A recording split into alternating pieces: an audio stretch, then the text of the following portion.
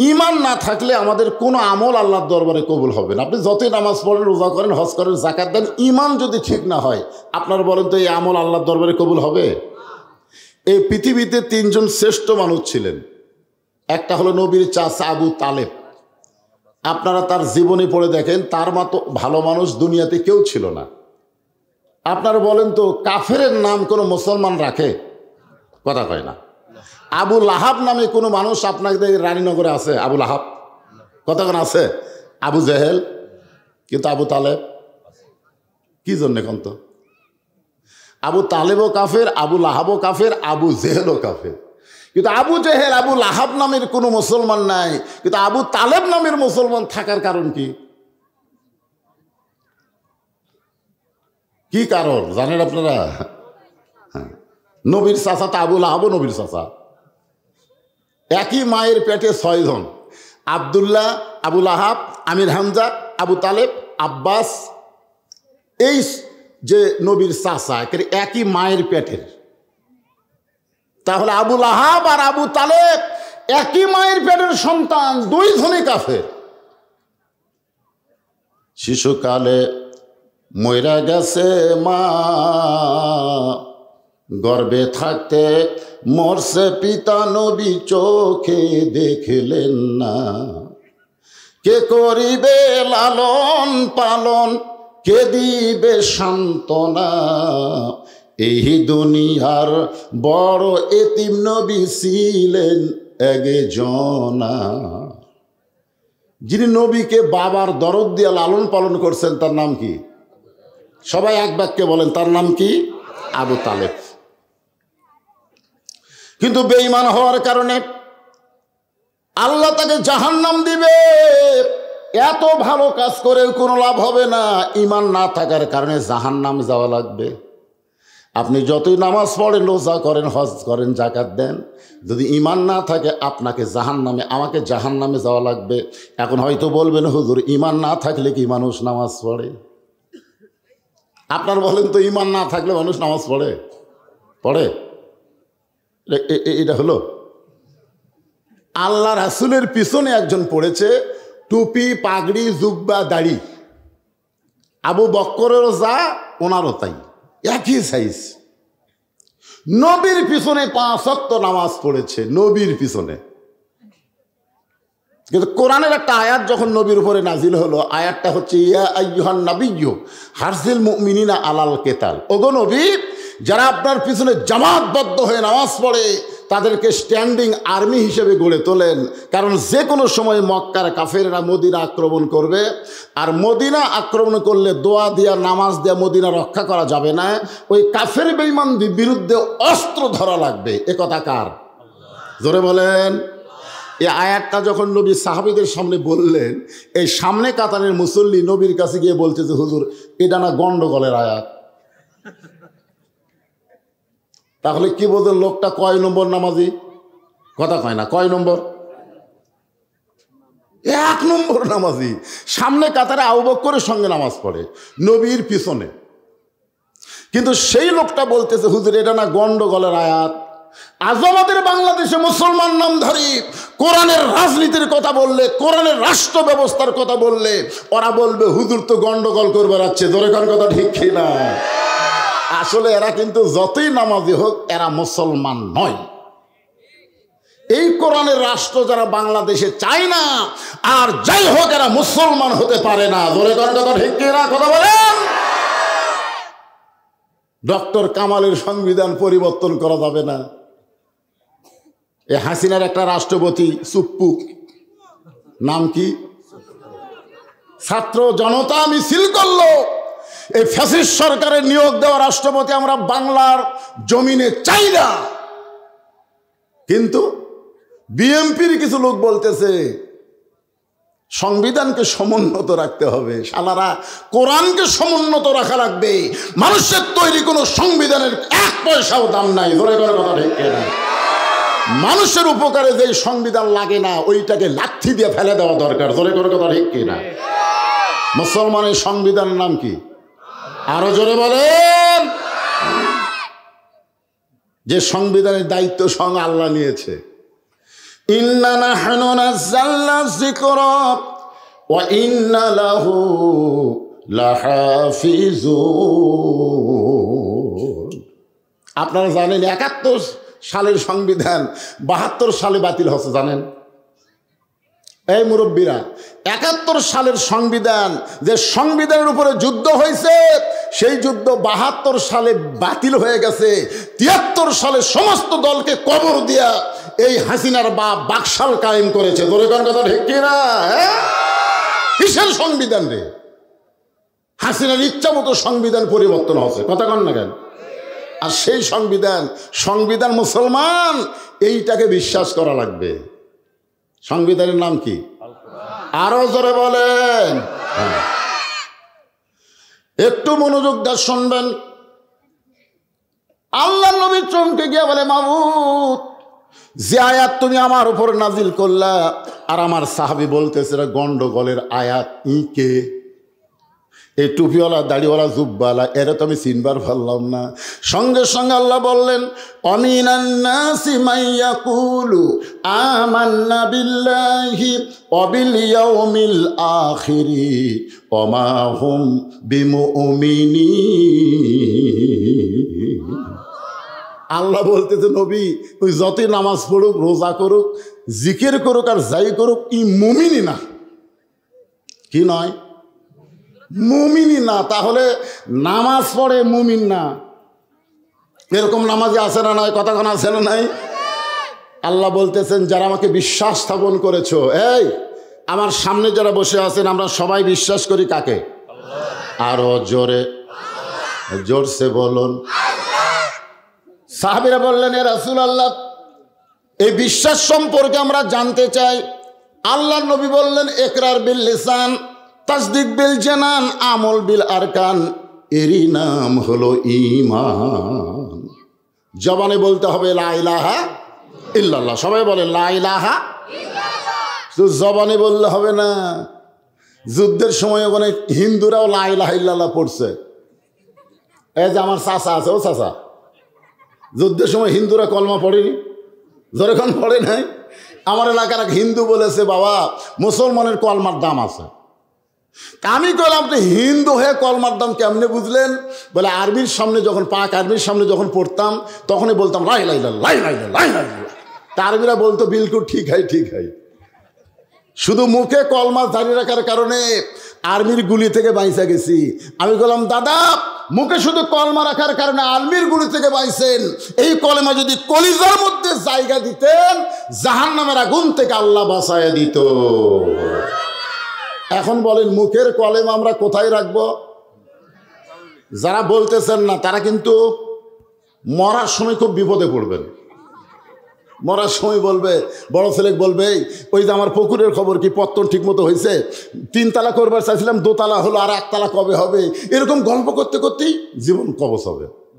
আর যারা কলিজার মধ্যে ইমানের জায়গা দিবে, মৃত্যুর সময় দুনিয়ার কোনো খেয়াল থাকবে না, তার জবানের মধ্যে শুধু কলেমা উচ্চারণ হবে। জোরে কোন কথা ঠিক? আল্লাহ রাসূল বলেছেন, কোন ব্যক্তি সারা জীবন যদি পাপ করে আর মৃত্যুর সময় কলেমার জিকির করতে করতে যদি মারা যায়, শুধু কলেমার জিকির জবানে জারি রাখার কারণে আল্লাহ তার জীবনের সব পাপকে মাফ করে দেয়। তাহলে আমরা মরার সময় কলেমা কি জবানে জারি রাখতে চাই? তাহলে তাসদিক বিল জানান, কলিজার মধ্যে কলেমার জায়গা দেওয়া লাগবে। কলিজার মধ্যে যদি ইমানের জায়গা হয়, ওই মানুষটা দুনিয়ার কোনো বাতিলকে ভয় করবে না। ভয় করবে কাকে? যার প্রমাণ দিয়েছে আবু সাইদ। আবু সাইদের নাম শুনছেন? এই ইউনূস সরকারকে আমি অনুরোধ করি, এই সরকার যত উপদেষ্টা বানাচ্ছে, আমাদের রাজশাহী রংপুর বিভাগের একটাও নাই। জোরে কোন কথা ঠিক কিনা? অথচ এই 24 সালের স্বাধীনতার প্রথম যিনি জীবন দিয়েছেন, তিনি হলেন আমাদের রংপুর বিভাগের ছেলে। জোরে কোন কথা ঠিক কিনা? এখন পর্যন্ত রাজশাহী বিভাগ, রংপুর বিভাগের মধ্যে কোন উপদেষ্টা আছে? এই ইউনূসের মধ্যেও ভোট ঢুকিছে। ইও বেশি দিন থাকতে পারবি না যদি ছাত্র একবার খেপা দেয়। জোরে কোন কথা ঠিক কিনা? এই শালা নাট্যকার, এক নাট্যকারও উপদেষ্টা বানাচ্ছে। শালা লুচ্চাকে কথা বলেন না কেন? ওর নাম কি? নাম ভালো, ফারুকি। শালা ট্রান্সজেন্ডারকে পছন্দ করে, মেয়ে আমারও তো একসাথে থাকারে পছন্দ করে, মেয়ে মানুষ পুরুষ হবে, পুরুষ নারী হবে। আর এইরকম মানুষরা 92 মুসলমানের দেশ উপদেষ্টা বানানো, বাংলার মুসলমান এটা সহ্য করবে না। ধরে কান কথা ঠিক কিনা? আপনারা মনে করতেছেন আমি ওয়াজ খালি আপনাকে এই চরকানাই করতেছি? এই যে ক্যামেরাগুলো খাড়া আছে, আপনারা বিরক্ত হচ্ছেন? এই ক্যামেরার মাধ্যমে প্রায় 200 কোটি মুসলমানের কাছে আমার ওয়াজ পৌঁছে যাচ্ছে। আমি যে কথা বলতেছি এই কথা ইউনুসের কানেও যাবে, ইউনুসের কানেও কথা যাবে। আপনারা একটু হাঁ করেন। নাম ভালো, নাম ভালো। মোহাম্মদ ইউনুস, 2টা নবীর নাম। যখন কয় নবী? মোহাম্মদ কার নবী? আমাদের নবী। আর ইউনুস আলাইহিস সালামের গল্প তো মেহের আলী ভাই করেই গেল। যখন কথা ঠিক কিনা?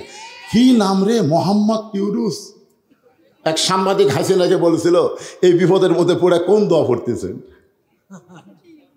হাসিনার নাম নেয় না, কারণ যে দোয়ার নাম নিবি তাই অক্টাগিয়া দিয়া ক্ষমতার বসে আছে। তোর কোন কথা ঠিক কিনা?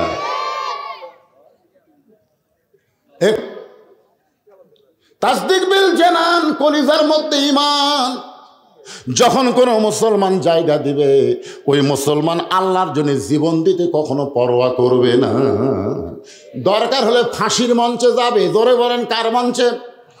রাষ্ট্রপতির কাছে বাঁচার দরখাস্ত লিখবে। আপনারা বলেন তো, বাংলাদেশের ইসলামী আন্দোলনের নেতারা ফাঁসির মঞ্চে যায়নি? এখন যায় নাই? বিনা অপরাধে কোরআনের পাখিকে 13 বছর জেলখানায় বন্দি রেখেছে। জেলখানার মধ্যে যখন মরণ হচ্ছে না, তখন জেলখানা থেকে বের করে হাসপাতালে গিয়ে তাকে হত্যা করা হয়েছে। যাদেরকে হত্যা করা হয়েছে তাদের পিছনে খুঁজে দেখেন, কোনো দোষ নাই। বিনা দোষে তাদেরকে ফাঁসিতে নিয়ে যাওয়া হয়েছে।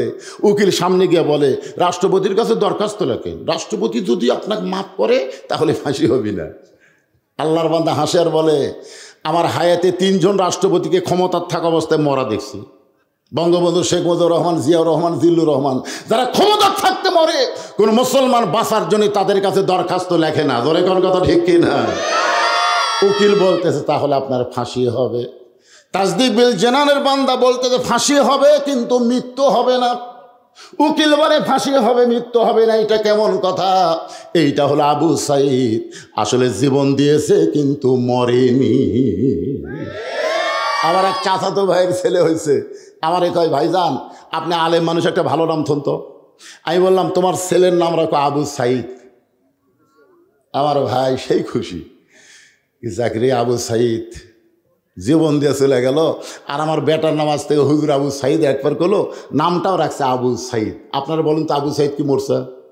কতক্ষণ মরছে? ঢাকায় যাবেন, একটা রোডের নাম হলো আবু সাইদ, শহীদ আবু সাইদ রোড। আপনি নওগাঁ জেলায় ঢুকবেন, গোল চত্বর রেখা আছে আবু সাইদ চত্বর। ধরে কোন কথা ঠিক কিনা?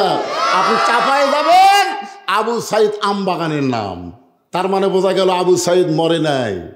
আমার এক খালা তো বোনের মেয়ে হয়েছে। আমার খালা আমারে মোবাইল করে বললো বাজান তোমার খালা তো বোনের একটা মেয়ে হয়েছে, একটা নাম রাখো তো। আমি তখন বললাম খালা মেয়েটার নাম রাখেন হাসিনা। যেই খুশি হাসিনা। আমার খালারা এই তুই আলেম না তালেম? আমি কইলাম আমার মধ্যে জালেমের কি দেখলেন? হাসিনার নাম রাখতে বলিস? হাসিনা কোনো মানুষ করে? আমি তখন কান ধরে তওবা করলাম, এই বাংলাদেশে 2100 বছরে কোনো মেয়ের নাম কেউ হাসিনা রাখবে না। ধরে কোন কথা ঠিক না? এখান থেকে প্রমাণ হলো আল্লাহর জন্য যারা জীবন দেয় তারা মরে না, বরং যারা ফাঁসির জালেম জীবিত থাকতেই তারা মরে যায়। ধরে কোন কথা ঠিক কিনা? আপনারা বলেন তো গোটা বাংলাদেশে ইয়াজিদ নামে কোনো লোক আছে? কিন্তু হোসাইন কি বুঝলেন? তাসদিক বিল জানান, কলিজার মধ্যে ইমানের জায়গা দিলে ওই ব্যক্তিটা দুনিয়ার কোনো শক্তির কাছে পরোয়া করবে না, একমাত্র আল্লাহর কাছেই সে ধর্ণা দিবে। এরপরে আল্লাহ রাসূল বললেন আমল বিল আরকান, ইমান অনুযায়ী আমল করা লাগবে। আপনার বলেন তো ইমানকে রক্ষা করতে গেলে যে আমলটা আমাদেরকে করাই লাগবে সেই আমলের নাম কি? ছোট বাচ্চারা আবার চিল্লাই না কেরে? কি এতক্ষণ না তোর আগেই কথা বলি? ইমানকে রক্ষা করতে গেলে যে আমল না করলে ইমানই থাকবে না, সে আমলের নাম হলো নামাজ। ধরে বলেন, নাম কি?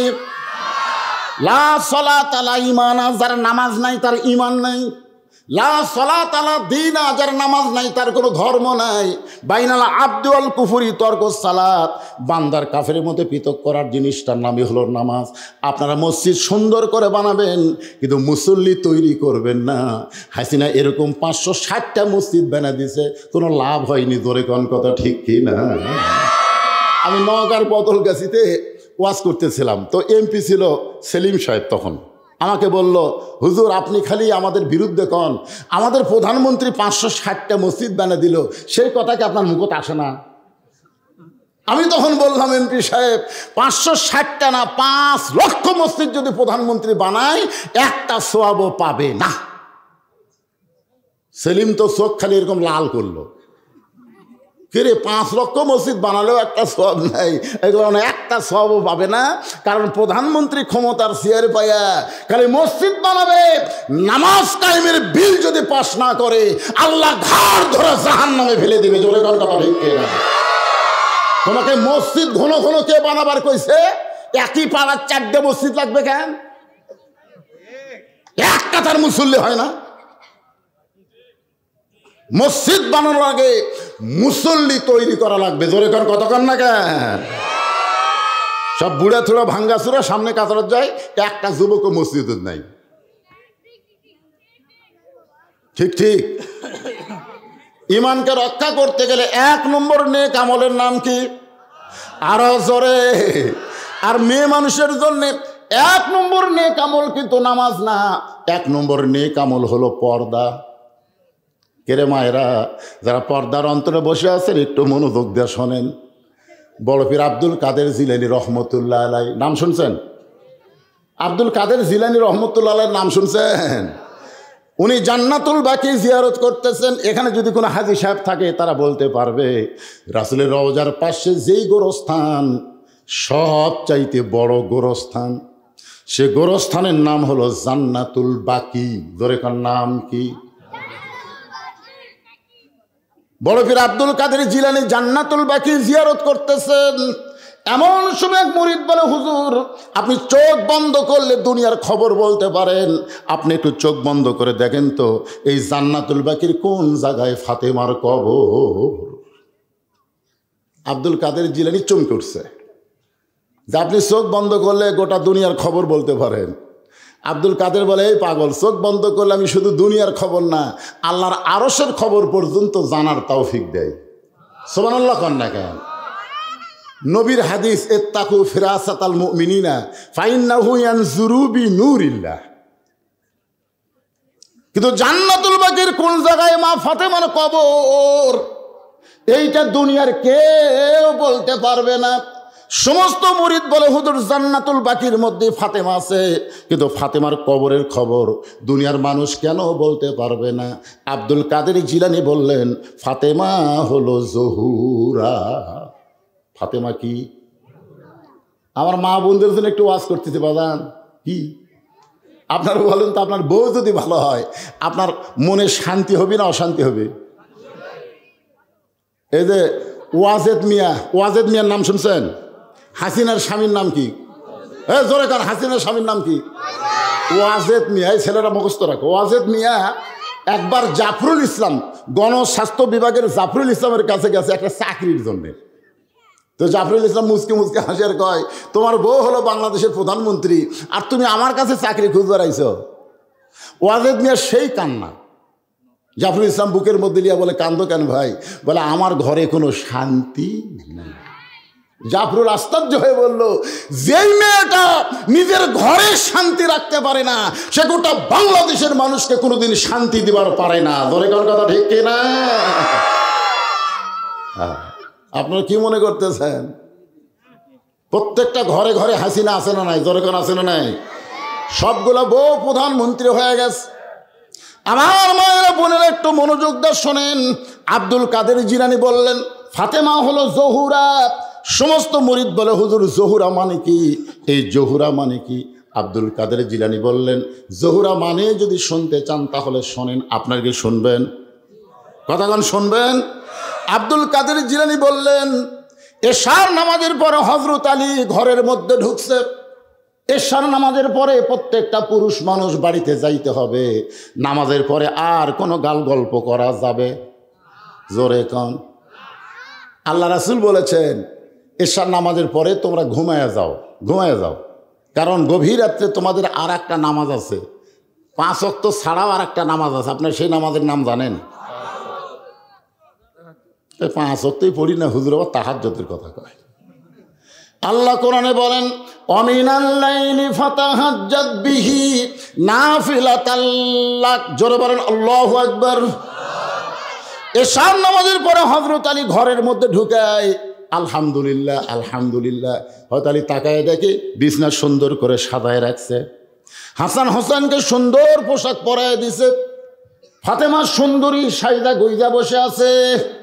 হযরত আলী বলতেছেন, আল্লাহ আজকে ঘরের মধ্যে ঢুকে যেন ঘর না, আমার ভাঙ্গা ঘর যেন আল্লাহ জান্নাত বানায়া দিছে।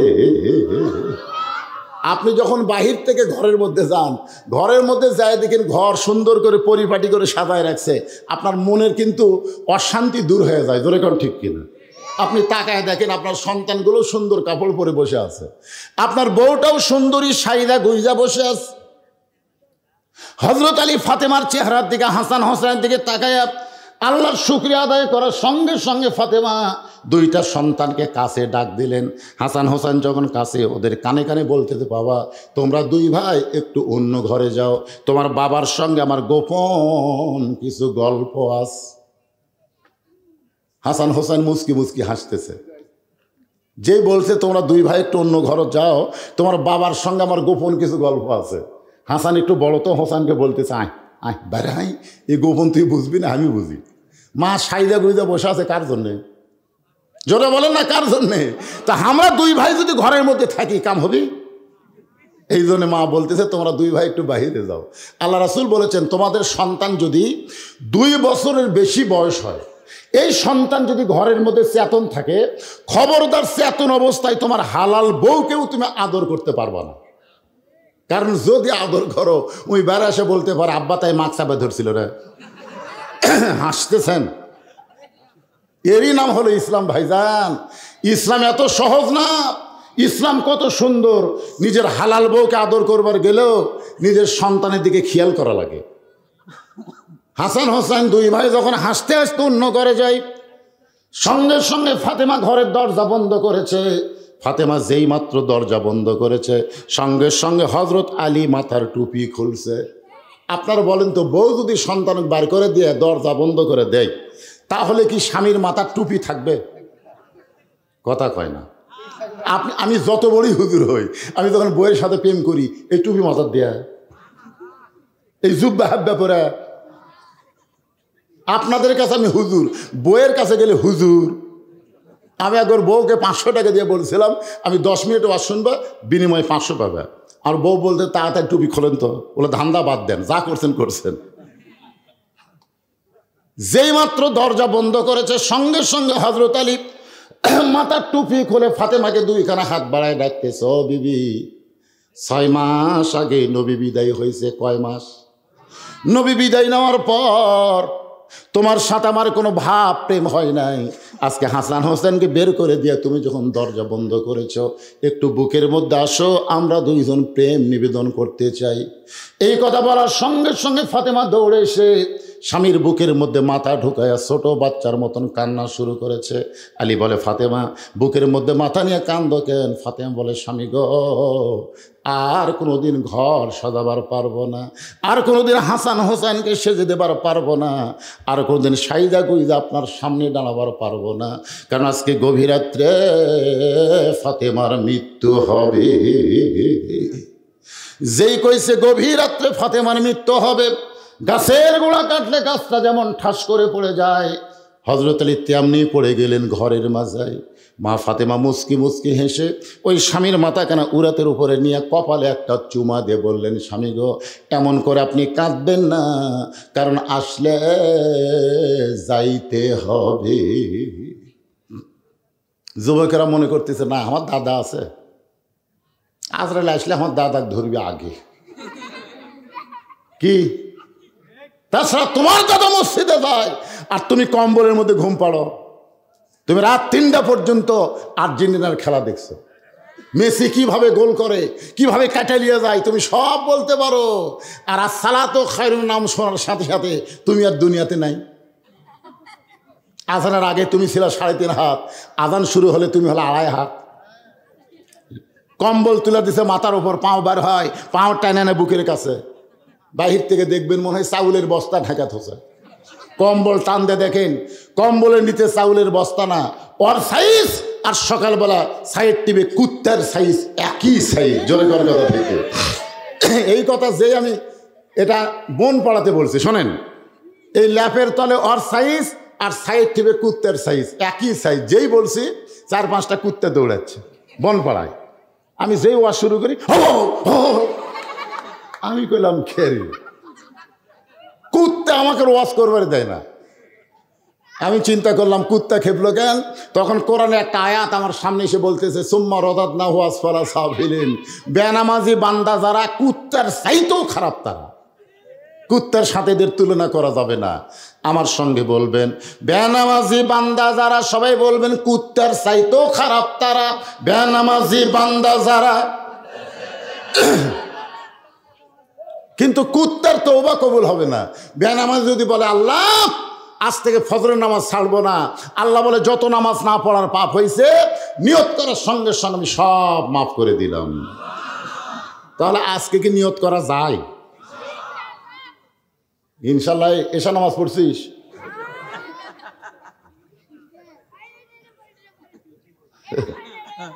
ঠিক আছে, বোঝা গেছে।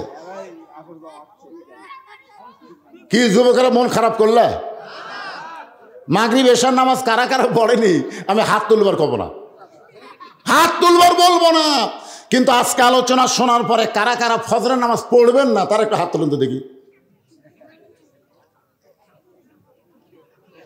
থাইয়ের জানলা লাগবে হুজুর, ফ্যান লাগবে হুজুর, কিছুই লাগবে না। 1 নম্বরে মুসল্লি লাগবে। জোরে কোন কথা, ঠিক কথা বলেন, কি লাগবে? মুসল্লি লাগবে। মুসল্লি যদি মসজিদ ভরা যায় মসজিদ কি হবি আপনারা জানেন? হাঁটু যদি জোরে পড়ে, কয় না রে টাইস মারা লাগবে। শীতের মধ্যে জানলা দিয়ে বাতাসে কয় না রে ঠাই লাগান লাগবে। মসজিদ কমিটিরা পাগল হবে যে নামাজ পড়ে, দুনিয়ার প্রতি তার আকর্ষণ বেশি হয় না, আখিরাতের প্রতি তার আকর্ষণ বেড়ে যায়। জোরে কোন কথা, ঠিক কিনা? একটু মনোযোগ দিয়ে শুনবেন। ফাতেমা একটা করুণ কথা বলতেছে, অত্যন্ত হক কথা। জাআত সাকারাতুল মাউত হক্কুন, আসলে যাইতে হবে। সবাই বলেন আসলে। আমি যেই বলবো আসলে আপনার বলবেন যাইতে হবে। আসলে কোথায় যাবেন? আরো জোরে। কবর যাওয়ার জন্য এরা হাঁটতেছে।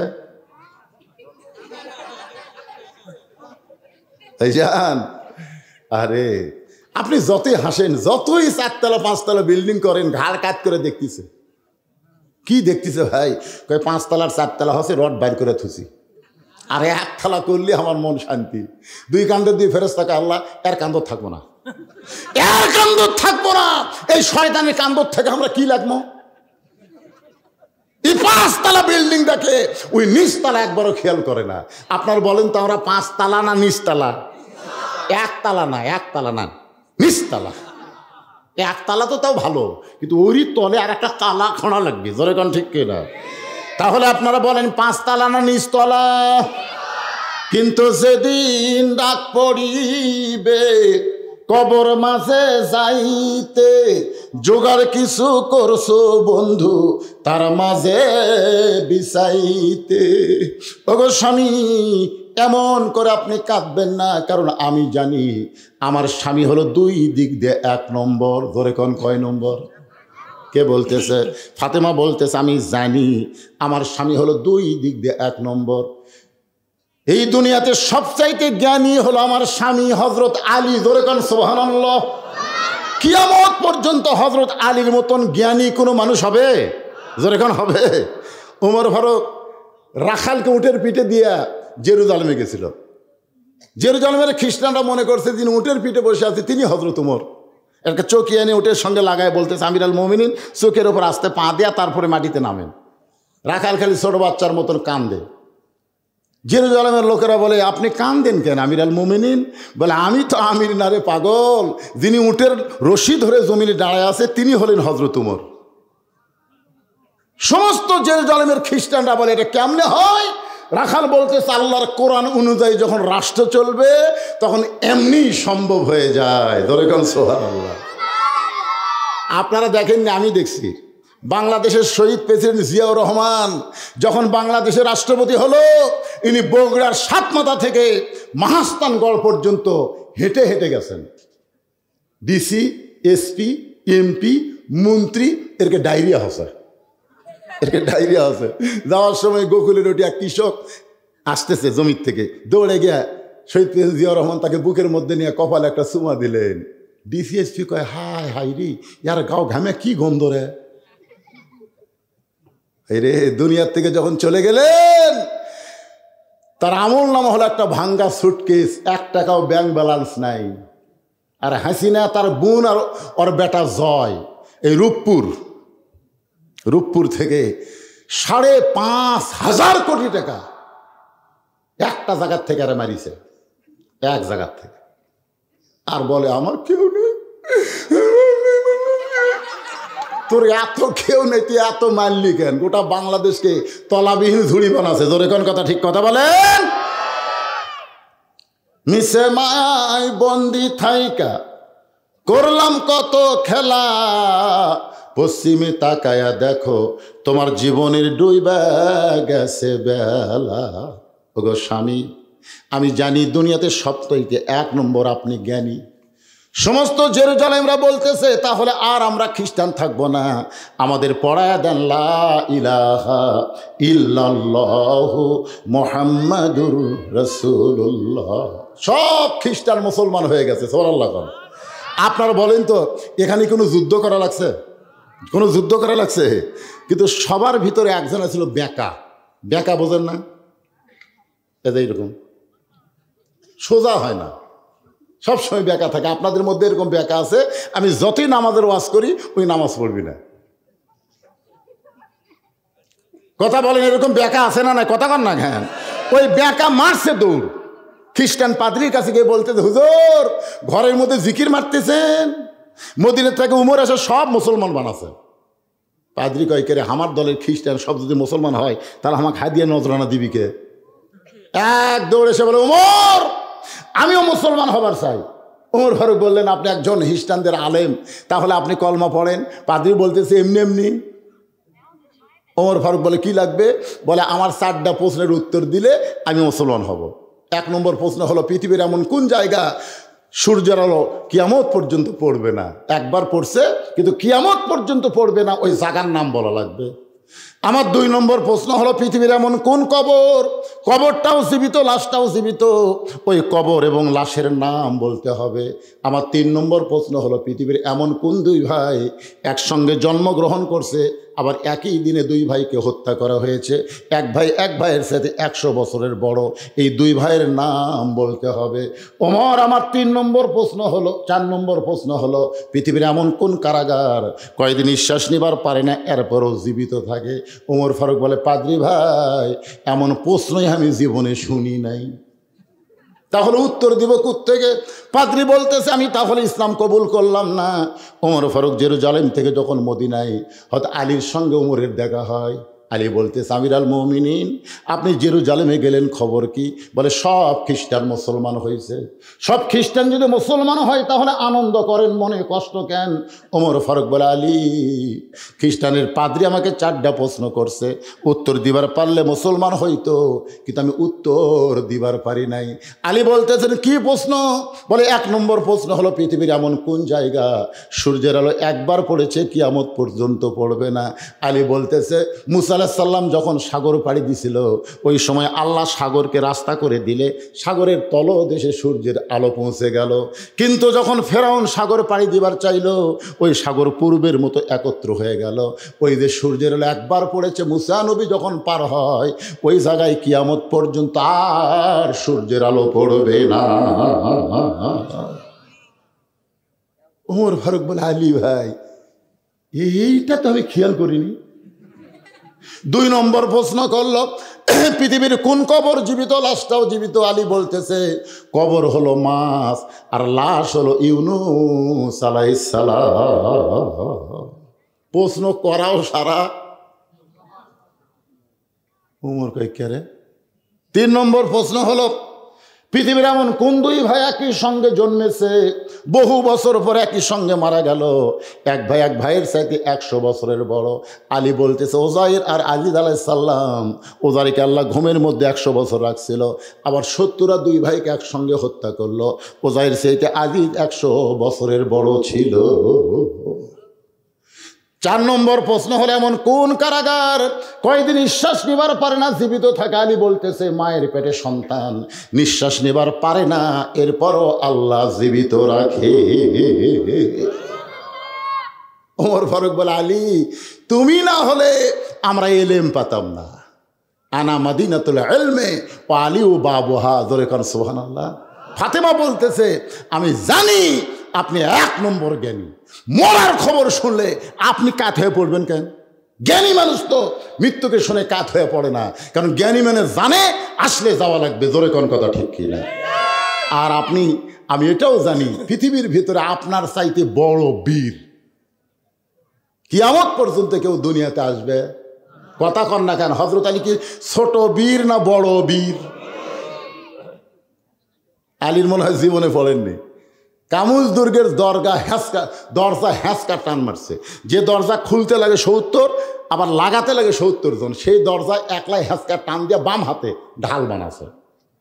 সুবহানাল্লাহ। আল্লাহর পক্ষ থেকে বলা হয়েছে, আলী আসাদুল্লাহিল গালিব। আলী হচ্ছে ইসলাম প্রচারের ব্যাপারে আল্লাহর সিংহ। ধরে কোন সুবহানাল্লাহ। তাহলে এত বড় আলেম হইয়া, এত বড় বীর হয়ে আপনি এভাবে পড়লেন কেন? আপনি কি জানেন না এ দুনিয়া থাকার জায়গা না, আসলে যাইতে হবে। ওগো স্বামী, গভীর রাত্রে আমার মৃত্যু হবে, মরার আগে আপনার কাছে 3টা জিনিস আমি চাই। এই 3টা জিনিস মরার পরে আমাকে দেওয়া লাগবে। ধরে কোন কয়টা? আলী বলতেছে, ফাতেমা দুনিয়ার জীবনে গরিব ছিলাম বলে তুমি আমার কাছে কিছুই চাইলা না, কারণ রাসূল বলেছে, ও ফাতেমা তোমার সঙ্গে আলীকে বিয়া কিন্তু আমি দেইনি মা। ফাতেমা চমকে বলতেছে, বাবা তাহলে আলীর সঙ্গে আমার বিয়া কে দিল? আল্লাহ রাসূল বলে, ফাতেমা আমি বাবা হয়ে একটা গরিবের সঙ্গে আমার মেয়েকে কোনোদিন বিয়ে দিবার চাইনি। আলীর বিয়া স্বয়ং আল্লাহ তাআলাই ঘটকালি করেছে। কারণ খাদিজা রাদিয়াল্লাহু তাআলা যখন দুনিয়া থেকে বিদায় নিচ্ছে তখন শুধু কান্দে আর কান্দে। রাসূল বলে, খাদিজা কান্দেন কেন? বলে, হুজুর আমি দুনিয়ার থেকে চলে গেলে আপনার কে দেখবে, আপনার দেখাশোনা করবে কে? এই চিন্তায় কাঁদতেছি। ফাতেমা দৌড়ে এসে বলে, মা কোনো চিন্তা করেন না, আপনি মরে গেলে আমি আমার বাবার দায়িত্ব নিলাম। সঙ্গে সঙ্গে রাসূল ফাতেমার কপালে চুমা দিল, মা সত্যিই তুই আমার দায়িত্ব নিলি? আল্লাহ গায়ে হবে। ফাতেমা আপনার দায়িত্ব নিলে খুশি হতেন, কিন্তু বিয়ে দেবেন না। বিয়ে দিলে স্বামীর বাড়ি চলে যাবি, তার দায়িত্ব কেমনে নিবি? নবী কয়, আসলেই তো তাই রে, বিয়ে দিলি তো চলে যাবি রে। আমাকে আল্লাহ কোনো ছেলে দেয়নি, 3টা মেয়ে দিছে। বিয়ে দিলে আমার কাছে থাকবি? আমি মেয়েদের জন্য আমার বাড়ির থেকে 200 হাত দূরে একটা 3তলা বিল্ডিং করে দিলাম, যে মা আমার কাছে থাকতে তোমাকে শরম লাগে, ওই জায়গায় থাকো। আর ওখানেও থাকেনি, না সবসময় বাপকে দেখা যায়, দরকার নেই, শহরত যাই। আমি চিন্তা করতেছি যে আমার কোন মেয়ে আমার কাছে থাকবি রে? ছেলে হলে তাও যাই হোক, খারাপ হলেও তো বউলে থাকলে হনি, ধরে কোন ঠিক কিনা? কিন্তু বিয়ে হওয়ার পরে প্রত্যেকটা জামাই কয়, না না না না না, শ্বশুরের কাছে থাকা যাবে না। এখন চিন্তা করেন, আল্লাহ নবী চিন্তায় পড়ে গেলেন। এমন সময় আল্লাহ বলে, হাবিব আপনি হলেন হাবিবুল্লাহ, আপনি যা চাবেন আমি আল্লাহ তাই কবুল করব। আল্লাহ নিজেই ঘটকালি করে আলীর সঙ্গে ফাতেমার বিয়ে হলো। আলী বলতেছেন, ও ফাতেমা দুনিয়ার জীবনে গরিব ছিলাম বলে তুমি কিছুই চাইলা না, মরার সময় কি চাইবা? ফাতেমা বলে, 1 নম্বর চাওয়া হলো রাতের অন্ধকারেই আমাকে দাফন করা লাগবে। রাতের বেলা মৃত্যুবরণ করব, আর দিনের বেলা যদি আমার কবর দেন আমার পর্দার খেলাফ হয়ে যাবে। মায়েরা শোনেন, দিনের বেলা কবর দিলে পর্দার খেলাফ হবে, দুনিয়ার মানুষ জানতে পারবে ফাতেমার কবর যদি এত বড় হয় তাহলে ফাতেমা এতটুকু লম্বা ছিল। ওগো স্বামী, আমার 2 নম্বর চাওয়া হলো আমার কোনো জানাজার ব্যবস্থা করবেন না। আমার লাশ সামনে নিয়ে অনেকগুলো পুরুষ মানুষ দাঁড়াবে, আপনি কোনো জানাজার ব্যবস্থা করবেন না। আলী বলে, ফাতেমা, লক্ষ মানুষ তোমার জন্য দোয়া করবে, তুমি কি চাও না যে তোমার মৃত্যুর উপরে দোয়া করুক? ফাতেমা বলতেছে, লক্ষ মানুষ যদি বলে ফাতেমা ভালো, আর আপনি যদি বলেন ভালো না, ওই লক্ষ মানুষের দোয়া দেওয়া ফাতেমার কোনো লাভ হবে না। আর দুনিয়ার তামাম মানুষ যদি বলে ফাতেমা খারাপ, আর আপনি যদি বলেন আমার বউ ফাতেমা ভালো, ওই স্বামীর সার্টিফিকেটে আল্লাহ ফাতেমার জন্যে 8টা জান্নাতের দরজা খুলে দিল। এখন বলেন, বউ ভালো হওয়া লাগবে কার কাছে? আমার মেহের আলী ভাই ওয়াজ করলো, হুন্না লিবাসুল্লাকুম ওয়া আনতুম লিবাসুল্লাহুন্না। স্বামী হলো বিবির পোশাক, বিবি হলো স্বামীর পোশাক। এই পোশাকের তিনি 2 নম্বর গুণ বলেছেন। 1 নম্বর গুণ হলো পোশাক পরলে মানুষের সম্মান বাড়ে। ধরে কোন কথা ঠিক কি না? কোন পোশাক? খালি বলছে পোশাক পরলে মানুষের সৌন্দর্য বৃদ্ধি পায়। আপনার বলেন তো এটা কোন পোশাক? যে পোশাক পরে খাড়া হয়ে পেশাব করা লাগে? কথা কর না কেন? কতগুলো যুবক ছেলে এমন টাইট ফুল প্যান্ট পরছে, পেশাব লাগলে আর বসে? জোরে কোন বসে? খাড়া হয়ে মেরে দেয়। আপনার বলেন তো খাড়া হয়ে পেশাব করলে ক্ষতি কি? 1 নম্বর ক্ষতি হলো পেশাব ক্লিয়ার হয় না। যখন ওই মনে করছে পেশাব ক্লিয়ার হয়ে গেছে, এই মনে করে যে যন্ত্র ভিতরে ঢুকে সেল লাগালো, তখন যন্ত্র থেকে কমপক্ষে 22 ফোঁটা, ধরে কোন কয় ফোঁটা, 22 ফোঁটা পেশাব কোন জায়গাত পেলো? কথা কন না কেন? কোন জায়গাত পেলো? ওর হয়তো বাহির থেকে ভিজা দেখা যাচ্ছে না, কারণ ওর ভিতরে আর একটা প্যান আছে, নাম হলো আন্ডার প্যান। ধরে কোন কি প্যান? গোটা আন্ডার প্যান ভিজে গেছে। ওই যন্ত্রের উষুমে একসময় পেশাব শুকে গেছে। পেশাব শুকালে কিন্তু পেশাবের জীবাণু মরে না ভাই, জান। যত শুকাবে তত জীবাণু বাড়বে। ওই জীবাণু, ওই যে একটা ছিদ্র আছে, ওই ছিদ্র যা ভিতরে যায়, ভিতরে ঢুকে ঢুকে ভিতরে যে গোড়ার কাছে যে রগগুলো আছে, এই রগগুলাই ওই জন্তু জীবাণু ধরে এক সময় রগ কাটে দেয়, বাইলে মাছের মতন পড়ে থাকে, আগা মোটা গোড়া চিকন হয়ে যায়। ইন্ডিয়ান হারবাল খেয়েও কোনো কাম হবি না। ধরে কোন কথাটা কথা বলে? এমন একটা ফুল প্যান্ট পরে যে ফুল প্যান্ট পরলে সামনের টোপলা বোঝা যায়। জোরে কোন কথা কন না কেন? পিছনে কামরাঙ্গার মতো দাগ দেখা যায়। পোশাক পরলেই সম্মান বাড়ে না, অনেক পোশাক পরলে মানুষকে আল্লাহর ফেরেশতারা লাঞ্ছনা দেয়, গঞ্জনা দেয়, অভিশাপ দেয়। লিবাসুত তাকওয়া বলা লাগতো, আমার মেহেরলি ভাইকে বলা লাগতো লিবাসুত তাকওয়া। সব পোশাক না, যেই পোশাক পরলে আল্লাহর ভয় অন্তরে আসে, যেই পোশাক পরলে মসজিদে ঢোকা যায়, সিনেমা হলে ঢুকতে জনগণ বাধা দেয়। আপনারা বলেন তো, আমার এই পোশাক পরে আমি মসজিদে ঢুকতে পারবো না? কথা কন না কেন? পারবো কি পারবো না? এই পোশাক পরে যদি সিনেমা হলে ঢুকতে চাই, যারা সিনেমা দেখতেছে তাদেরকে, হুজুর হুজুর আপনি মনে হয় ঘর ভুল করছেন হুজুর, টুপি মাথার দিয়ে একহাঁটু দাঁড়িয়ে নিয়ে যুগ ব্যাপার আপনি কোথায় ঢুকতেছেন? আমি যদি বলি ভাই আমি হুমায়ুন ফরিদি এটিএম সাজুজ্জামান হইয়া একটু সিনেমা দেখবার চাই, জনগণ বলবে দাড়ি তাহলে বাঁধেন, দাড়ি বাঁধেন, দাড়ি ভালো করে বাঁধেন, আর টুপি খোলা পাগলে থন, হাব্বে জুব্বে দাড়ি নিয়ে সিনেমা দেখতেন। যারা সিনেমা দেখে তারাও পর্যন্ত বিশ্বাস করে এই পোশাক হলো নবীর সুন্নাতের পোশাক, লিবাসুত তাকওয়া। ধরে কোন কথা ঠিক খেয়ে নয়? আর একটা মেহের আলী ভাই বললেন পোশাকের আর একটা গুণ হলো ঢাকে থোয়া। ধরে কোন কি থোয়া?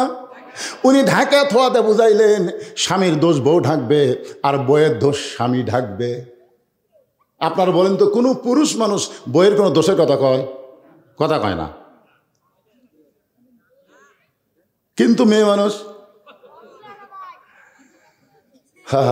খালি 4টা মেয়ে যে ওয়াজ শুনবে রাখছে, যাই দেখেন খালি ওয়াজ শুনবে রাখছে। ভাবি ভাবি কি খবর?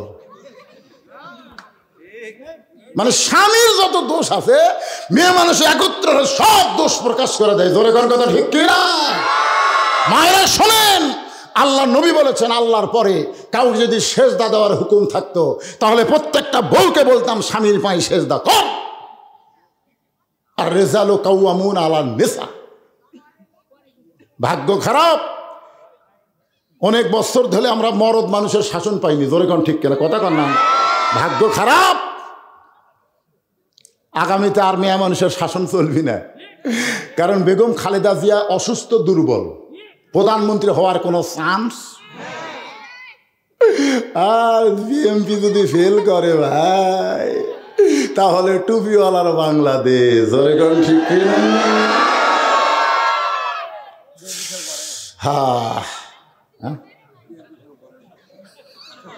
ই মনে করতেছে বিএনপি বান উপর তাই লেগে যাচ্ছে, পাগলা।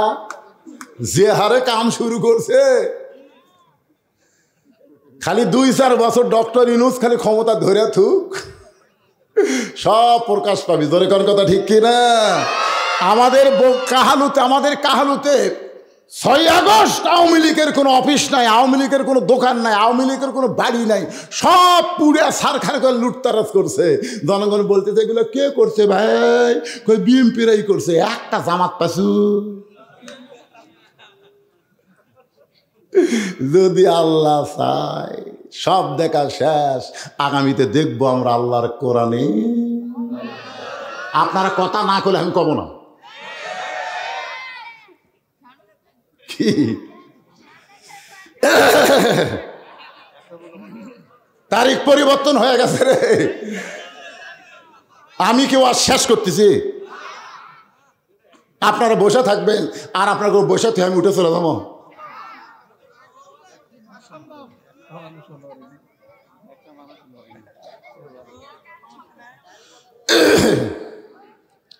না না, যদি আল্লাহ দেয়, কি খারাপ করছেন? কারণ আমরা লাঙ্গল দিয়ে হাল চাষ করছি, জোরে কোন কথা ঠিক কি না? হাল চাষ করে ধান লাগাছি ভাই, নৌকাত করে ধান নদীর ওই পারে নিয়ে গেছি, কিন্তু এখন দাঁড়ি পল্লা দিয়ে মাপা লাগবি রে, তাছাড়া মাপতেন কি দিয়ে রে বাবা? যদি আল্লাহ সুযোগ দেয়, জোরে কোন ঠিক কি না? যদি বিএনপিও হয় আমাদের কোনো অসুবিধা নাই, কারণ বিএনপির আমলে আমরা দেখেছি আল্লাহর কোরআনের মাহফিল করতে কোনো অনুমতি লাগে নাই। সর্বপ্রথম বিসমিল্লাহির রহমানির রহিম যিনি যোগ করছেন তিনি কে? সর্বময় ক্ষমতার মালিক কে?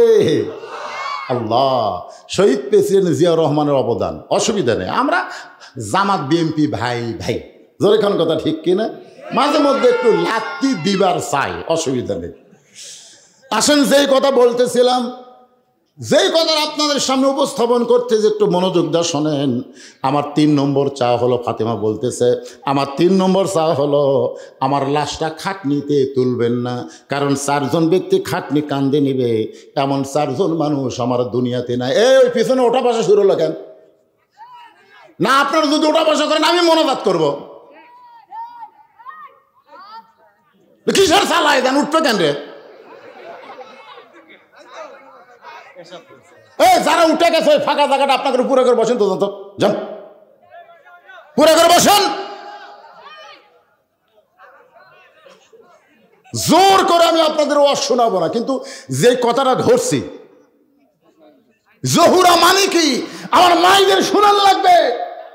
মেয়ে মানুষ হুড়াহুড়ি করে, এক পাড়াত করে আর এক পাড়াত থেকে শোনা যায়, জোরে করে কথা ঠিক কিনা? সব কটা মেয়ে মানুষ স্বামী গেছে মালয়েশিয়া, বউ থুয়া, বউ একটা ভিডিও মোবাইল, হায় হায়, ওয়াজ করা লাগবে না? পর কি যে হারে বাড়তিছে, ভাই গেছে মালয়েশিয়া, এখন দেওরা হচ্ছে, ভাবি মনে হয় আপনার বিয়ে হয়নি ভাবি, সে ওয়াজ শোনা লাগবে না? জহুরা মানে আজকে ক্লিয়ার করে আপনাদের সামনে দিব। আমার মায়েরা বসে আছেন, মনোযোগ দিয়ে শোনেন। একটা মেয়ে মানুষ নড়াচড়া করতেছে না, আর মরদ মানুষ উঠবেন কেন? আমি হিসাব করে দেখলাম 4 জন মানুষ আমার খাটনি কান্দে নিবে, এমন 4 জন মানুষ আমার দুনিয়াতে নাই। ফাতেমা বলতেছে মেয়ে মানুষ মারা গেলে যেমন তেমন মানুষ তার খাটনি কান্দে নিবার পারবে না। আপনার বলেন তো, শালি যদি মারা যায়, দুলাভাই কি তার খাটনি কান্দে নিবার পারবে? ভাবি যদি মারা যায়, তাহলে দেওরা কি ভাবির খাটনি কান্দে নিবার পারবে? আপনার বলেন তো, মেয়ে মানুষ মারা গেলে তাকে কবরের মধ্যে কারা নামাবে? পাইকারি হারে সব পুরুষ নামাবার পারবে না। যাদের সঙ্গে বিবাহ বসা হারাম, তারাই শুধু কবরে মাইয়াত নামাতে পারবে। ধরে কোন ঠিক কি না? আমার মায়েরা মনোযোগ দিয়ে শোনেন, ওগো স্বামী, আমার কবর যদি আপনি খুঁড়তে পারেন তাহলে শোনেন, জান্নাতুল বাকির পূর্ব কোণায় সবুজ রঙের একটা বাতি জ্বলতেছে, ওই বাতি বরাবর আমার কবর খুঁড়ে ওখানে আমাকে দাফন করবেন। যদি আপনি কবর খুঁড়তে পারেন তো ভালো, যদি না পারেন আপনার একান্ত বন্ধু যদি কেউ থাকে দুনিয়ায়, তার একটু বলবেন সে যেন গোপনে ফাতেমার কবরটা খনন করে দেয়। গভীর রাত্রে হযরত আলী কাঁদতে কাঁদতে যেই মাত্র বের হয়ে গেছে, এমন সময় হাসান হোসেন দৌড়ে এসে মাকে চাইপা ধরে বলতেছে, মা, আমাদের দুই ভাইকে বের করে দিয়া আপনি দরজা বন্ধ করে আমার বাবার সঙ্গে কি এমন গোপন কথা বললেন মা? আমার বাবা কাঁদতে কাঁদতে কেন বের হয়ে যায়? ফাতেমা দুইটা সন্তানকে নিয়ে চিন্তা করে, এদেরকে যদি না ঘুমায় তাহলে আমার কবর দিতে এরা বাধা দিবে। জোরে কোন কথা ঠিক কি না? হাসান হোসেন বলতেছে, মা, দরজা বন্ধ করে দিয়া বাবার সঙ্গে গোপন কথা বলার কথা বলে আমাদেরকে বের করে দিলেন। আমরা বাইরেই ছিলাম মা, আমরা মনে করেছিলাম দরজা বন্ধ করে বাবার সঙ্গে আপনার ভালোবাসা প্রকাশ করবেন, কিন্তু কি এমন ভালোবাসলেন মা? বাবা কাঁদতে কাঁদতে কোথায় যায়? আবু যার গিফারি জানলার কাছে বিষাক্ত সাপ যেমন ফসফস করে, হযরত আলী তেমনি কাঁদতেছেন। আবু যার গিফারি বলতেছে, কে কান্দে এমন করে? দরজা খুলে তাকায় দেখে আসাদুল্লাহিল গালিব হযরত আলী কাঁদতেছে। আবু যার গিফারি বলে, আলী ভাই, জীবনে বহু যুদ্ধ তোমার সঙ্গে করেছি, কোনো যুদ্ধে তোমাকে পরাজিত হতে আমি দেখি নাই। আলী, আজকে তোমার জীবনে এমন কি যুদ্ধ শুরু হলো? এমন করে আমার জানলার পাশে কেন কাঁদতেছ?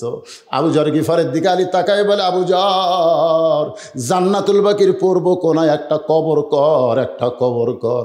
আবু যার গিফারি বলে, আলী, দুনিয়ার মানুষ না বললে কবর কেন করব? আলী বলতেছে, ও আবু যার, একজন পর্দানিশী আজকে গভীর রাত্রে মৃত্যুবরণ করবে, গভীর রাত্রে তাকে দাফন করা লাগবে। আবু যার গিফারি বলে, আলী ভাই, সেই পর্দানিশীর নাম কি আপনার মুখস্থ নাই? আলী বলতেছে, 6 মাস আগে আমার হাসান হোসেন নানা হারাইছে, আজকে গভীর রাত্রে আবার মা হারাবে।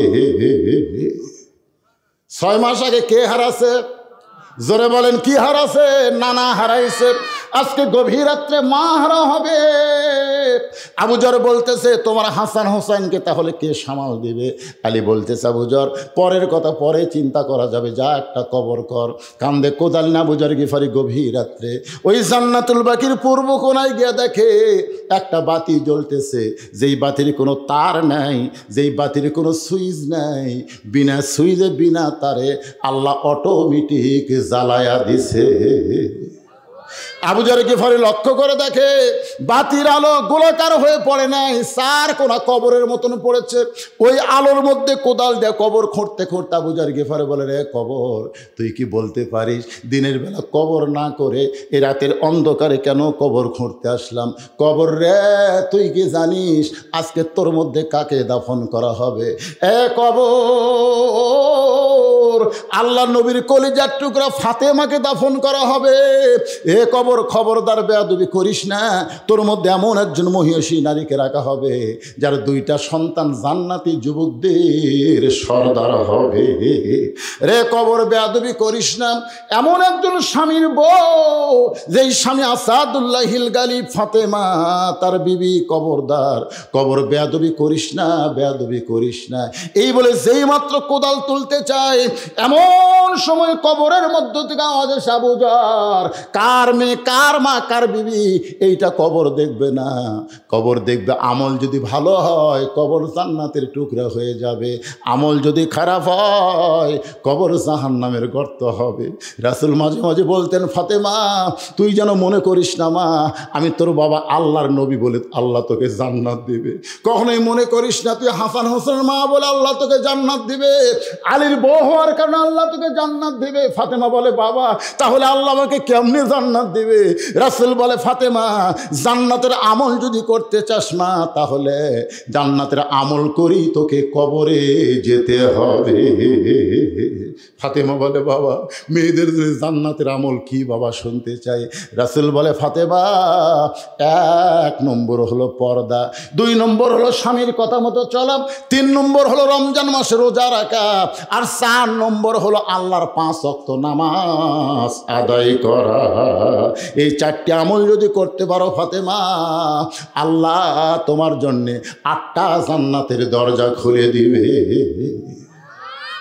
কবরের ভিতর থেকে এমন শব্দ শোনার পরে আবু যর গিফারি আর কোদাল মারতে পারে নাই, কবর ছেড়ে পালায় গেছে। গভীর রাত্রে হযরত আলী ফাতেমাকে কাঁধে করে ওই জান্নাতুল বাকির পূর্ব কোণায় সবুজ রঙের বাতি বরাবর গিয়ে দেখে অর্ধেক কবর খনন হয়েছে, পুরা কবর খনন হয় নাই। আপনারা বলেন তো, আমরা পুরুষ মানুষকে কবর দেই, নাভি পর্যন্ত খুনলেই কিন্তু কবর হয়ে যায়, কিন্তু মেয়েদেরকে যদি কবর দেই তাহলে কিন্তু নাভি পর্যন্ত খুনলে হবে না, এটা ছাতি পর্যন্ত, বুক পর্যন্ত খোঁড়া লাগবে। ধরে কোন ঠিক কি না? আচ্ছা, আপনাকে এলাকায় মেয়ে মানুষের কবর আপনারা দেখেননি? কোন পর্যন্ত? বুক পর্যন্ত। আর পুরুষের হলো নাভি পর্যন্ত। মেয়ে মানুষ মারা গেলে কয় কাপড়? আর পুরুষ মানুষ হিজরা। হ্যাঁ, আপনাকে রানীনগর কোনো হিজরা মরেনি? না না, আপনারা আজ পর্যন্ত এখানে যত লোক বসে আছেন একটা হিজরা মরাকে আপনারা দেখেননি? না দেখলে বলবেন দেখিনি, তার মানে হিজরাটা মরতেছে না। আমাদের কাহালুতে এক হিজরা মরছিল, বুঝলেন? তো এখন মরার পরে আমরা বিপদত পড়লো যে মেয়ে মানুষ মরলে 5 কাপড় দেই, পুরুষ মানুষ মরলে 3টে দেই, এক কয়টা দেব? তা আমার কাছে বললো, হুজুর কি করা যায়? আমি তো চিন্তা করলাম রে, জীবনে হিজরা মরা দেখিনি, আজ কি ফতুয়া দেই। আমি যদি বলি 5 কাপড় তাহলে জনগণ বলবি তো মেয়ে মানুষ না হিজরা। আমি যদি বলি 3 কাপড় তাহলে বলবি তো পুরুষ না হিজরা। আমি কইলাম কি দেই, তাহলে 3.5টা দেবো না 4টে দেবো? যদি দেই কিছুক্ষণ পরে এসে জনগণ বলবে হুজুর দলিল দেন। আমি কোরআন হাদিসরা বললাম, আমার যত ওস্তাদ আছে সবাইকে বললাম, হুজুর এই যে হিজরা বললো কি বিপদ, কয় কাপড়? তো হুজুরা বলতেছে, বা আমার এলাকার কোনোদিন হিজরা মরেনি রে, এই বিপদ তো আমরা পড়িনি, তুই যখন পড়ছিস একটা সমাধান দে। হাদিস পড়তে পড়তে পড়তে পড়তে পাওয়া জায়গা ভাই লোকজন আসে কয়, হুজুর কি করবো, লাস্ট তো পৌঁছে যাবি। বাইহাকি শরীফের 122 পৃষ্ঠা, বাইহাকি শরীফের মূল বাইহাকি শরীফের 122 পৃষ্ঠা আল্লাহ রাসূল বলেছেন, হিজরা যদি মেয়েদের মধ্যে বেশি থাকে তাহলে মরে গেলে 5 কাপড়, হিজরা যদি পুরুষ মানুষের সঙ্গে থাকে তাহলে মরে গেলে 3 কাপড়। এ বললাম, ভাই কার সাথে বেশি আছিল? এই তো মাজা ঝোঁকাছে হুজুর, কিন্তু পুরুষের সাথেই ছিল, তাহলে তার 3টে দাও। একজন আমাকে বলছিল, হুজুর এই যে হিজরা খেলে আপনি এতক্ষণ বিপদে পড়লেন, এই হিজরা হওয়ার পিছনে কারণ কি? আমি বললাম, আমি তো আরও পেঁয়াজ ধরল রে। না না, মরদ হয় মেয়ে হয়, কিন্তু হিজরা হওয়ার কারণ কি? এটা কি আল্লাহ হিজরা করা দুনিয়াত পাঠায়, না অন্য কোনো কারণে হিজরা হয়? তখন আমি চিন্তা করলাম, ভাই আগে মাটি দেওয়া হোক, তো তারপরে চিন্তা করবো কি পাওয়া যায়।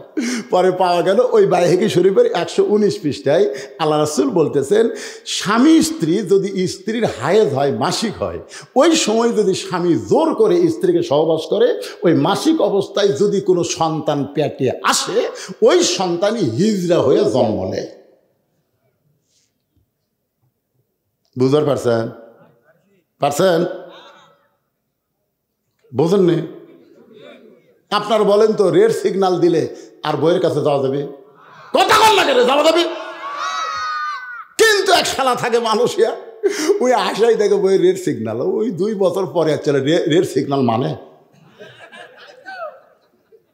ওই পাড়ে ফেলে দেয়, বউকে নানি না করা জোর করা। ওই অবস্থায় যদি কোনো বাচ্চা পেটে আসে, ওই বাচ্চাটা হিজরা হয়। ধরে কোন কি হয়? 2টা জিনিস পালেন কি মন খারাপ করলে? হ্যাঁ, আমার মায়েরা যারা পর্দার অন্তরে বসে আছেন একটু মনোযোগ দেন। হযরত আলী কবরের দিকে লক্ষ্য করে দেখে সাইয়্যিদাতুন নিসায়ে আহলিল জান্নাহ ফাতেমাতুজ জোহরা, জোরে কোন সুবহানাল্লাহ। তার কবর অর্ধেক খনন হয়েছে, পুরা কবর খনন হয় নাই। এখন ফাতেমাকে আস্তে করে জমিনে রাইখা বাদ বাকি কবর নিজে খনন করে ফাতেমাকে দাফন করার পরে আল্লাহকে বলতেছে, আল্লাহ আমার পর্দানিশী বিবি ফাতেমাকে আমি নিজে দাফন করে তোমার কাছে বলতেছি, আল্লাহ ফাতেমাকে তুমি কবুল করে নাও, ফাতেমাকে তুমি কবুল করে নাও। একটু মনোযোগ দিয়ে শুনবেন, ফাতেমাকে কবুল করে নাও। এই দোয়া করার পরে হযরত আলী তাকায় দেখে সামনে কয়েকটা পুরাতন কবর দেখা যায়। এখনই ফাতেমাকে কবর দেওয়া হলো, সেই নতুন কবর আর নাই। হযরত আলী গোটা জান্নাতুল বাকি দৌড়ায় বলে, ফাতেমার কবর, ফাতেমার কবর কোথায়, ফাতেমার কবর? কে যেন ডাক দে বলে, আলী ফাতেমা পর্দানিশী, আমি আল্লাহ জোহরা ডিগ্রি দিয়া ফাতেমার কবরটাকে কিয়ামত পর্যন্ত পর্দা করে দিয়েছি। মারে ফাতেমা পর্দানিশী, আমি আল্লাহ জোহরা ডিগ্রি দিয়ে। সমস্ত মুরিদরা বলে, হুজুর জোহরা ডিগ্রি দিয়ে আল্লাহ ফাতেমার কবরকে পর্দা করলো, কিন্তু জোহরা মানে কি? আসলেই তো তাই, আপনারাও বসে আছেন, জোহরা মানে শোনা লাগবে না? জোহরা শব্দের অর্থ কি? আমার মায়ের আপনাদের জন্য রেখে দিলাম। এ ওয়াজটা আমি আজকে কমপ্লিট করে আপনাদের শোনাবো। যারা আমার সামনে বসে আছেন, আমি আয়াতের কিছু কথা বলি কিন্তু আর সামনে যাওয়ার পারি নাই। আল্লাহ বলতেছেন, আত্তাকুল্লাহ, ভয় করতে হবে একমাত্র কাকে? আরো জোরে বলেন, কাকে? অন্তর থেকে বলেন। 15.5 বছর আমরা ভয় করছি কাকে? অন্তর থেকে কোন বারে? অন্তর থেকে কোন?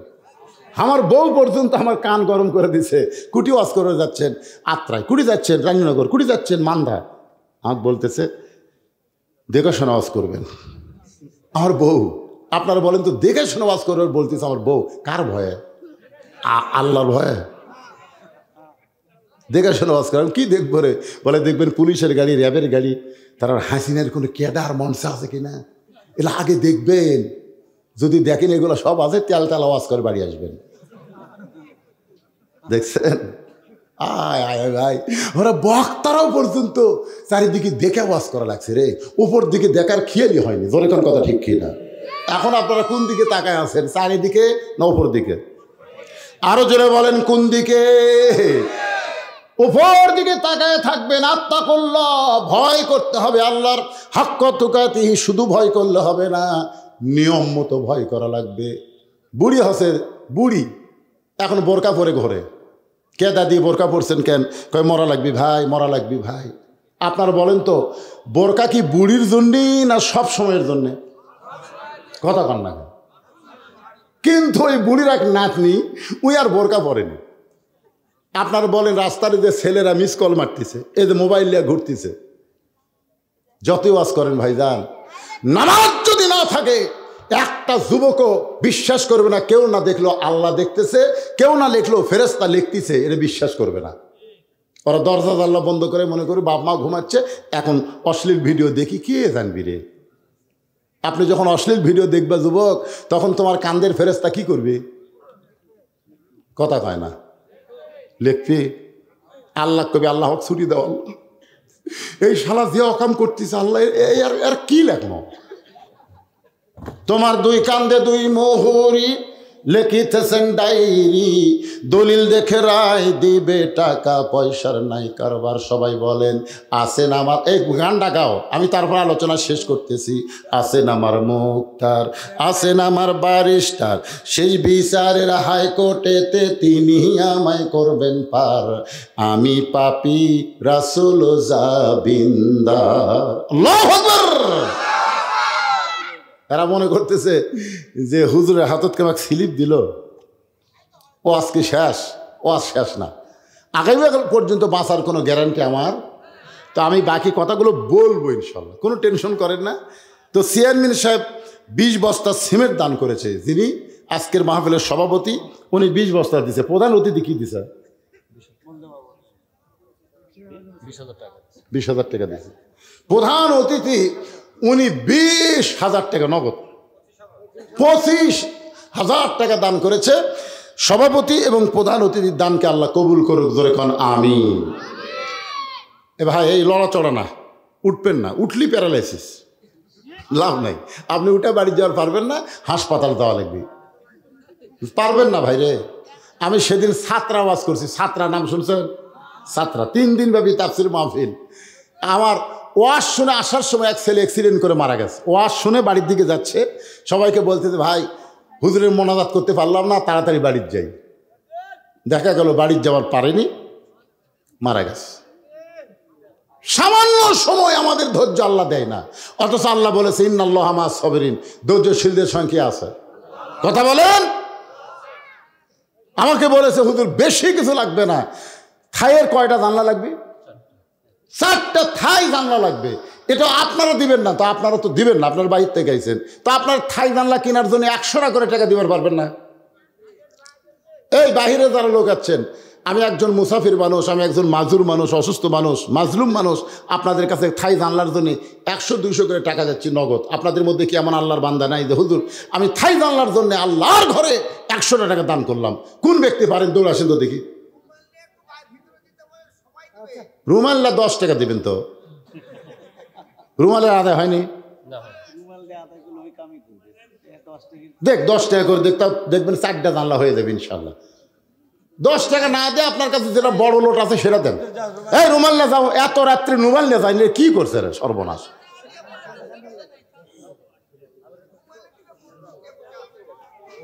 জি, এটা বলার সাথে সাথে আল্লাহর একজন বান্দা 200 টাকা করছে দান, আল্লাহ তার দানকে কবুল। কত আছে বাপজান?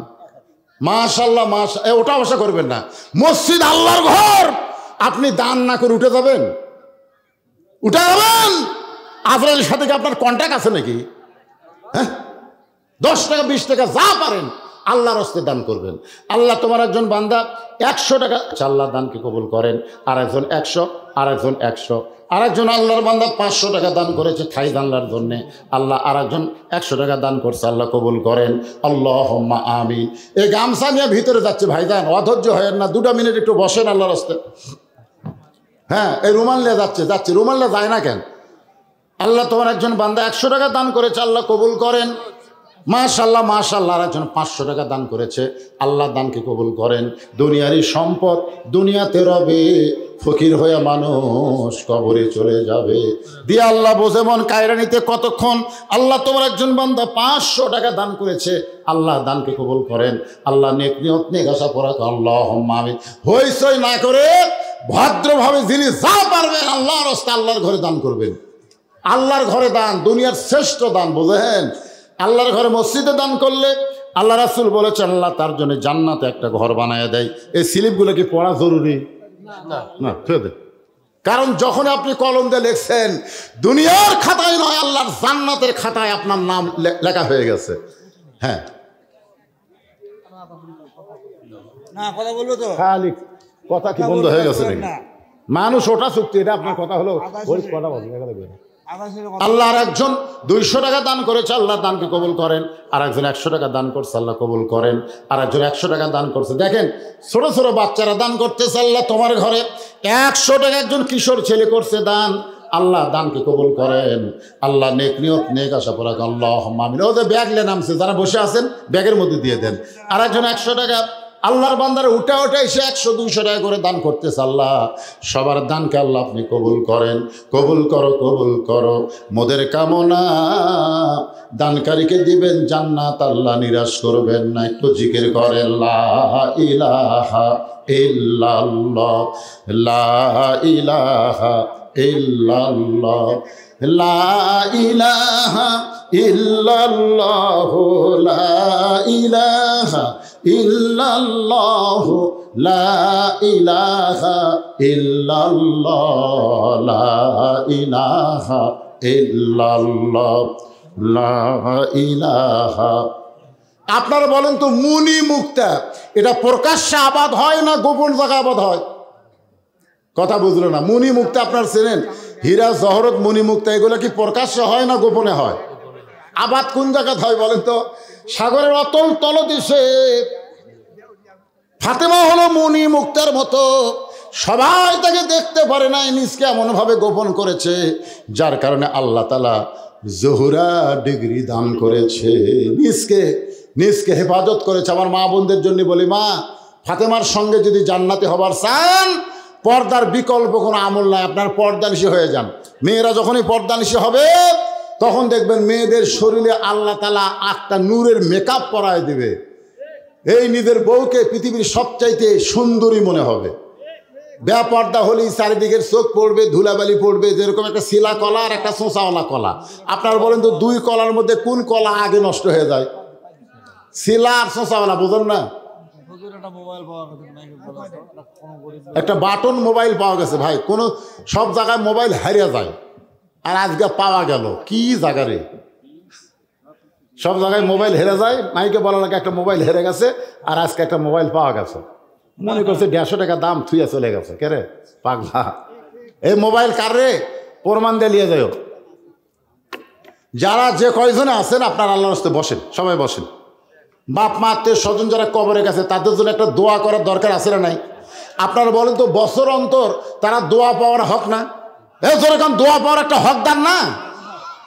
আপনারাও যখন মরে যাবেন তখন আপনাদের জন্য এই মাহফিল থাকবে কিয়ামত পর্যন্ত।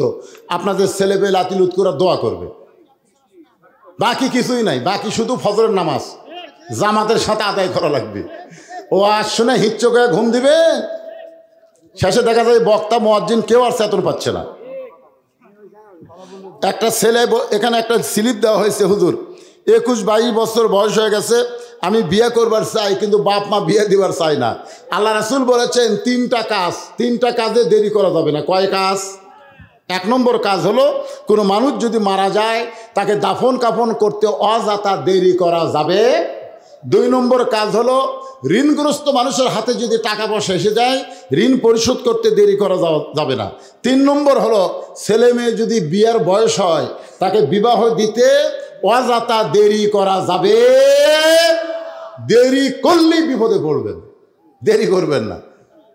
আপনারা হয়তো ভাবতেছেন হুজুর ছেলে তো কর্মঠ না, বিয়ার পরে কি করে খাবে? আপনি বলেন তো রেজেকের দায়িত্ব কার হাতে? আমামিন দাব্বাতিন ফিল আরদি ইল্লা আলাল্লাহি রিজকুহা। পৃথিবীতে এমন কোনো বিচরণশীল প্রাণী নাই যার রেজেকের ব্যবস্থা আল্লাহ করেনি। আপনি যখনই ছেলেকে বিয়ে করাবেন দেখবেন ওর ভিতরে আলাদা একটা দায়িত্ব আসবে। অন্য কোনো নারীর দিকে ওর খারাপ নজর পড়বে না, আল্লাহ রহমত বরকত নাজিল করবে। জোরে কোন সুবহানাল্লাহ। ইস্তেগফার পড়ে আস্তাগফিরুল্লাহ রব্বি মিন কুল্লি জামমি ওয়া তুবু ইলাই, আস্তাগফিরুল্লাহ রব্বি মিন কুল্লি জামমি ওয়া তুবু ইলাই, লা হাওলা ওয়ালা কুওয়াতা ইল্লা বিল্লাহিল আলিয়্যিল আযীম। আল্লাহুম্মা আমিন।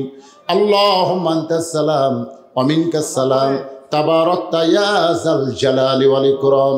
আয় আল্লাহ তাআলা, সেই মাগরিবের নামাজের পর থেকে রাত 1:45 পর্যন্ত তোমার পাগল বান্দা বান্দিরা আরামের বাড়ি ঘুমকে বাদ দিয়া কোরআন হাদিসের মহব্বত কলিজার মধ্যে নিয়া এই জান্নাতের বাগানে বসে বসে কোরআন হাদিসের আলোচনা শোনার শেষে আমি গুনাহগারের সঙ্গে রহমতের দরজায় ফকির হয়ে দুখানা হাত তুলেছি। আল্লাহ মেহেরবানি করে আজকের মাহফিল আমাদের সকলের হেদায়েতের জন্যে, নাজাতের জন্যে, জান্নাতের জন্যে কবুল করে নাও। এই মাহফিলের শুরু থেকে শেষ পর্যন্ত যত আলোচনা হয়েছে আল্লাহ, এর মধ্যে যদি ত্রুটি হয়, ভুল হয়, মাফ করে দাও। এর যা হাদিয়া মঞ্জুর করো সোনার মদিনায় নবী পাকের রওজা মুবারকে আল্লাহ কবুল করে নাও। তামাম আম্বিয়ায়ে কেরাম, আসহাবে কেরাম, তাবেনী কেরাম, তাবা তাবেনী কেরাম, তামাম পৃথিবীর মাটির নিচে যত মুমিন মুমিনা শুয়ে আছে আল্লাহ সকলে আরওয়া পরে হাদিয়া কবুল করো। আমরা যারা হাত তুলেছি আমাদের জনম দুঃখনী মা যাদের কবরে চলে গেছে, আমাদের দরদের বাবা যাদের অন্ধকার কবরে শায়িত হয়েছে আল্লাহ মেহেরবানি করে বাপ মার কবরকে জান্নাতের টুকরা বানিয়ে দাও। আমার একজন ভাই যে আমাকে পরপর 2 বছর এখানে দাওয়াত দিল, তার একটা ছেলে দুনিয়া থেকে বিদায় হয়ে গেছে। আজকে আমার ভাই 50,000 টাকা নগদ মসজিদে দান করেছে। আমাকে বলে হুজুর আমার ছেলেটার জন্য দোয়া করবেন, আল্লাহ তাকে জান্নাতের উচ্চ মাকাম দাও। আমাদের অনেকের ছেলে সন্তান মেয়ে সন্তান দুনিয়া থেকে কবরে গেছে, শ্বশুর শাশুড়ি দুনিয়া থেকে বিদায় নিয়েছে। আল্লাহ যারা কবরে গেছে সকলের কবরকে জান্নাতের টুকরা বানাও। এই মসজিদ কমিটির সভাপতি, সহসভাপতি, সেক্রেটারি, কেশিয়ার, এই মসজিদে নগদে বাকি আজকে যারা দান করেছে বাবু সকলকেই জান্নাতি মানুষ হিসাবে কবুল করে নাও। মসজিদের খতিব, মসজিদের ইমাম, মসজিদের মুয়াজ্জিন, আল্লাহ সবাইকে মাফ করে দাও। পর্দার অন্তরালে আমার হাজার হাজার মা বোনের আজকে ওয়াজ শুনলো আল্লাহ। আমি পর্দার ওপর দীর্ঘ সময় কথা বললাম, আমার মা বোনদেরকে মা ফাতেমার চরিত্র দান করে দাও। স্বামীর কথা মতো চলার তৌফিক দিও, 5 ওয়াক্ত নামাজ পড়ার তৌফিক দিও। আমার মা বোনদেরকে আল্লাহ তুমি কবুল করো। আমার মা বোনদের প্রতি আল্লাহ তুমি রহমত বরকত নাজিল করো। আল্লাহ অনেক মা, এখনও অনেক মেয়ে মা হতে পারে নাই, বিয়ে হয়েছে 10, 15, 20 বছর।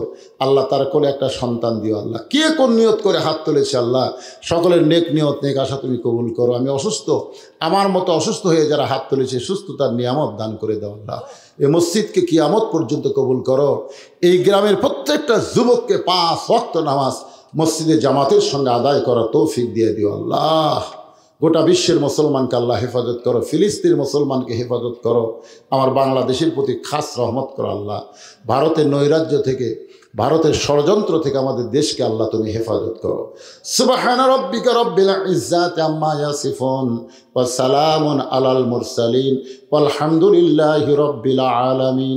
ওয়াজাল আখিরাতি কালিমাতুন ইনদাল মাউতি। সকলে পড়েন লা ইলাহা ইল্লাল্লাহু মুহাম্মাদুর রাসূলুল্লাহ সাল্লাল্লাহু আলাইহি সাল্লাম।